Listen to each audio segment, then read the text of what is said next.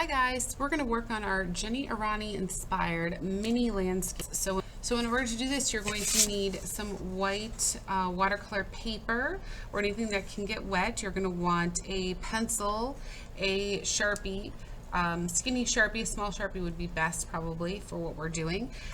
Maybe a ruler or circle stencil or something like that, possibly. And then we're going to want some watercolor pencils and water and a brush as well. Let's get started. Okay, for our Jen Aranyi inspired landscape, we're going to be working small. This is a 5 by 5 inch piece of watercolor paper. Any size will work though. If you want to go bigger, that's fine. If you want to go smaller, that's fine. You can use the entire space of this. You could also draw a little bit of a border, kind of give yourself a nice little border so it'll have a nice white outline when you're done. Or you can do any number of things to change the shape of your paper. Jen Aranyi loves to do interesting shaped canvases, little mini pictures. So you could take a circle stencil of some kind, a tape roll or anything that you might have, and you can use this as a guideline so that you can have maybe a circular picture that you end up doing. Rather than that, you could instead do something using a ruler. Perhaps you want more of a triangle shape here. So to get a good triangle shape, I'm gonna do a ruler, and you don't need to use a ruler for this part, but if you want to, you can try to guesstimate of where you think halfway is, and then use your ruler to draw a line from the corner of your paper to that point. And then you could this space as your landscape. You could make it a little bit shorter if you want it to be a little bit shorter to give yourself a bit more of a gap to work around. So that's another way. Yet one more is to just make a random shape. You could also make it a shape of something specific. Sometimes she would do like a glass jar type of shape or a bottle.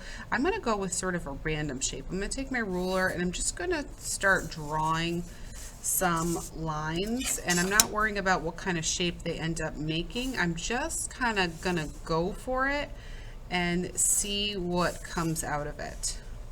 All right, so that's sort of the random shape I ended up with.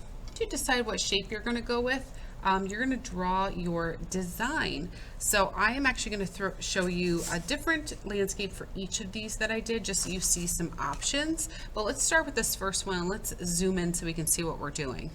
Okay. One of the characteristics of a lot of Jen Aranyi's landscapes are she tends to include mountains and trees. It's her favorite sort of combo.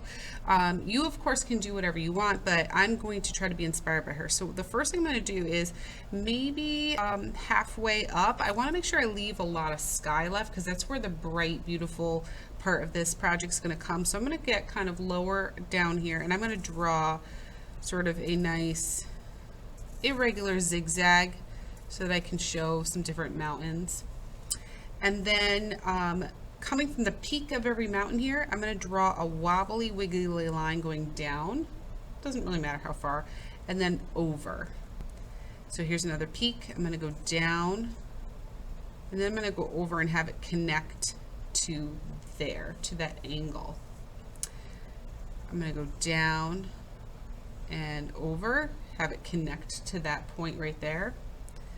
And this one you can't see what's going on, so I'll just do like a wobbly line like that. All right, now it might seem weird, like why is she doing those wobbly lines? This is going to be some shadows. We're going to end up adding a bunch of texture to this later on, a bunch of straight lines. I'm just going to do quickly just so you can see. And it's going to end up being little shadows. So it looks like the light is coming down and casting shadow on the other side of the mountains.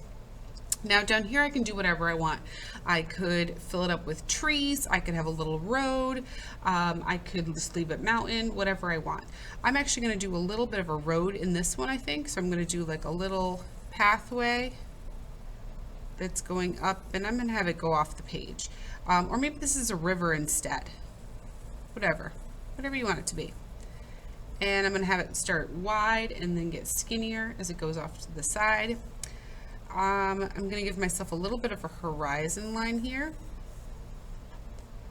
So it looks like we have ground and then mountain. And here on the ground, I think I'm going to put a few trees. I'm just going to do a few straight lines all around.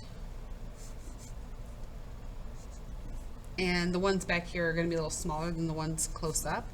And I'm going to end up doing some texture. I'm not worrying too much about these being really nice. I'm just going to do some quick little lines on both sides just to show where they are. I'm going to be doing everything with Sharpie soon, so I'm not, again, worrying too much about it looking perfect. And the last thing I'm going to do is on the face of the mountains here, I am going to add a few more little like blobs, irregular blobs. These are going to represent some cracks and crevices in the mountains. Those are going to end up being filled with lines as well. So this is how I'm setting this one up. Let's go into it with some Sharpie so I can show you how we're going to be adding some of those details. So I'm going to trace everything that's on here with the Sharpie. When I get to the parts that have the textures, this is sort of how I'm going to be doing it. I'm going to be drawing a lot of straight lines, try to get them kind of close together. That's going to again create the illusion of a little bit of a shadow. Any of these little cracks and crevices are going to have straight lines in it as well to again show the same thing. When I get to the tree, I'm going to show you that real quick. I'm going to use my ink to sort of create these branches, but I want them to be a little irregular. I want to make sure the edges are a little bit rough and not perfect because I want it to look like fluffy, like a tree, but I also want the viewer to see the texture of it so it really feels tree-like. If it's too perfect and I don't have enough texture on it, it's going to feel very fake. So these are supposed to be little like tree silhouettes. Okay. All right, I'm just going to speed through and finish filling in everything else, and then we'll show another design idea.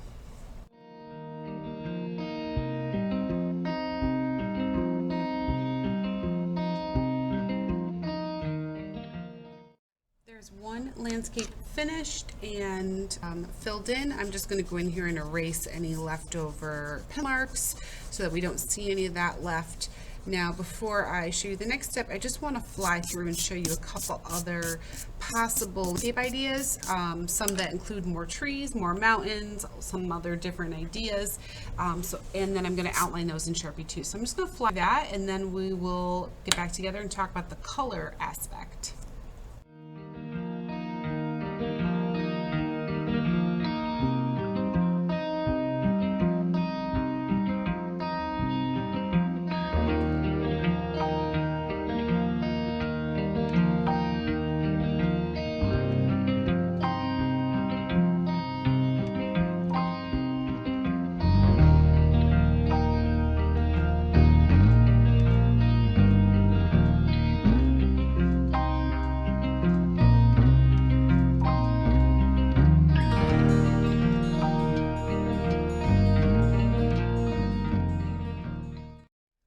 So here are my 3 different landscape ideas. Feel free to be inspired by any of these or look up any of Jen Aranyi's work and you can see some of the different ideas she's had. In this one we have some mountains, a little river, and some trees with some grass. And this one I stuck with just the mountains and the tree in the foreground.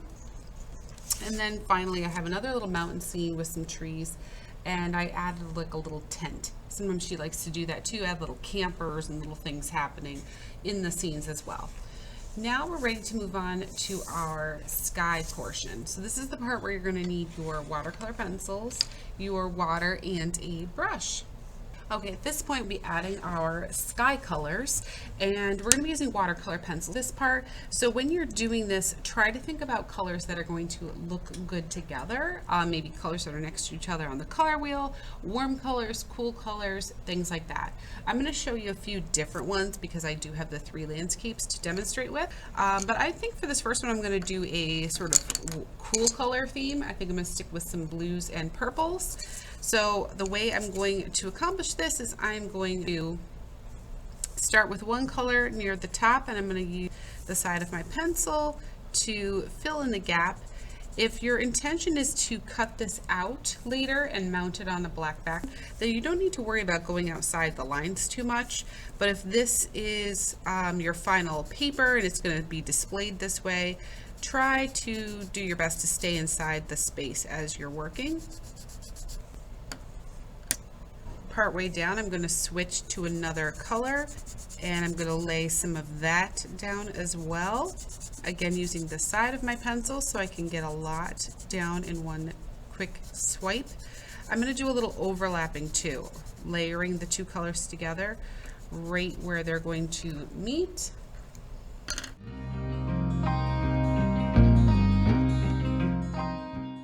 You laid your pencil colors down and you're pleased with your coloring technique. You're going to dip your brush into the water, and we're going to put it right on top of the watercolor, and we're going to rub it back and forth, and this is going to activate the watercolor pencil and help it turn into a nice paint. So I'm very gently rubbing back and forth, and you should be able to see that it's turning into a really nice sort of paint. I'm just going to paint over here so you can see how it does turn into a paint. I'm not going to worry that I went outside the lines because my intention is to cut this out and glue it down onto a final background. If you need to clean your brush, you can dip it back into your little cup of water. And the part that you need to be really careful about is when you get close to the edge of your landscape. So this is where you want to change directions. Feel free to tilt and move your landscape around so that you can get a better angle, so that you can make sure you're getting really close to it but not actually getting on top of your landscape, because we want the landscape to remain black and white so that the sky really stands out well against that. Back in with your color pencil a little bit while the paper is wet. Just be really careful if you do this. You do it very gently because the paper is wet and we don't want it to rip and tear. But if you need to lay a little bit more color down, you can do it while the pencil is dry and the paper is wet, and that will help get a little bit more pigment down if you're trying to layer a little bit more. And that's all you have to do. So if you are pleased with your results after it dries, you can cut it out, like I said, and mount it maybe on a black background. I'm going to show you other color choices with my other landscapes, and then we're going to meet together for some final thoughts.